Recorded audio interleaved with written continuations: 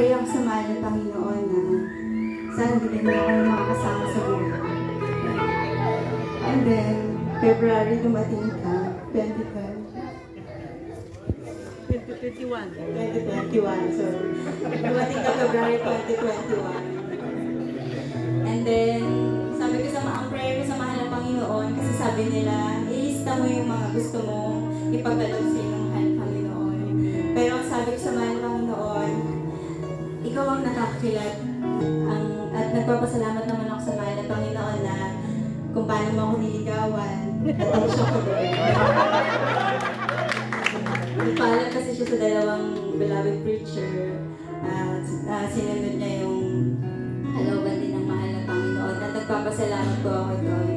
At nangangako ako sa iyo at sa mahal ng Panginoon na gagawin ko yung best ko bilang isang mabuting asawa at kung pagkakalot ng kanyang anak, mabuting. Beloved Brother Angelo, tinatanggap po ang pangako Mr. Mentor. Praise God. Okay, tayo po manalangin. Kindly sa mga parents po ng couple, kindly tayo po lumapit. Maging sa mga principal sponsors, kindly tayo po tumayo. Beloved Brother Ron, tayo manalangin.